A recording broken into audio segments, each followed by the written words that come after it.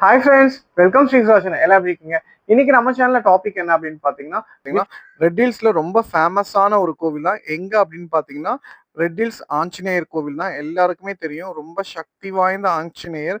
இதோடைய ஸ்டோரி பார்த்தீங்கன்னா, நம்ம எனக்கு தெரிஞ்சு பார்த்தீங்கன்னா, இங்க வந்து பார்த்தீங்கன்னா, ஒரு ஆலமரம் இருந்தது. அந்த ஆலமரத்துலேருந்து பார்த்தீங்கன்னா, ஒரு குரங்கு வந்து விழுந்துருச்சு. அந்த இடத்துல புதைச்சாங்க. அதுக்கப்புறம் வந்து எப்படி கோவில் வந்ததுன்னு எனக்கு தெரியாது. அது வந்து நம்ம ஒரு நாளைக்கு ஃபுல் டீட்டெயில்ஸ் எனக்கு தெரியாது. நம்ம ஐயர்கிட்ட கேட்கலாம். பட் தெரிஞ்சது தான். அதுக்கப்புறம் படிப்படியா இங்க வந்து வந்தாரு. அதுக்கப்புறம் இந்த மூல ஆஞ்சநேயர் பார்த்தீங்கன்னா, பின்னாடி அப்படியே வச்சிருக்காங்க. ஸோ அதுக்கு முன்னாடி பார்த்தீங்கன்னா, மழையிலயும், வெயில்லயும் அவ்ளோ இதுவா இருக்கும். அதுக்கப்புறம் படிப்படியா தான் இந்த கோவில் வந்தது. இந்த ஆஞ்சநேயர் கிட்ட நம்ம வந்து என்ன நியாயமான கோரிக்கை வேணும்னாலும் கண்டிப்பா நடக்கும். எனக்கு வந்து நான் நெறைய சின்ன வயசுலேருந்து இந்த கோவிலுக்கு வந்துட்டுருக்கேன்.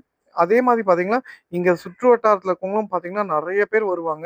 மெயினா பார்த்தீங்கன்னா, இங்க நெல்லு மண்டியும், அரிசி மண்டியும் இருக்கு. அவங்க எல்லாமே வந்து அந்த ஆஃபீஸ் போறவங்களும் சரி, டெய்லி இந்த ஆஞ்சநேயர பார்த்து சாமி கும்பிட்டுட்டு தான் போவாங்க. அப்படி ஒரு விசேஷமான ஆஞ்சநேயர்.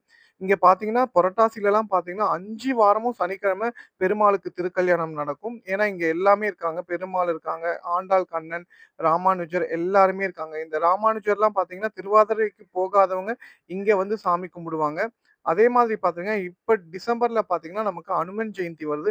அனுமன் ஜெயந்திலாம் பார்த்தீங்கன்னா, ரொம்ப விசேஷமா நடக்கும். அதே மாரி புரட்டாசி முதல் வார சனிக்கிழமை பார்த்தீங்கன்னா, இந்த கோவில்ல ரொம்ப விசேஷமான திருவிழா நடக்கும். யார் யாரெல்லாம் நம்ம பக்தாஞ்சநேயர் கோயிலுக்கு வருவீங்களோ, அவங்கலாம் வந்து ஒரு கமெண்ட் பண்ணுங்க. அதே மாதிரி பார்த்தீங்கன்னா, இந்த கோவிலுடைய ஹிஸ்டரிய நம்ம கூடிய சீக்கிரம் எல்லா விஷயமும் கேட்டு நம்ம ஒரு வீடியோ போட்டுருவோம். கண்டிப்பா உங்களுக்கு நான் ஃபுல் ஹிஸ்டரி கேட்டு போட்டுர்றேன். ஓகே ஃப்ரெண்ட்ஸ், வேற ஒரு வீடியோல பார்க்கலாம்.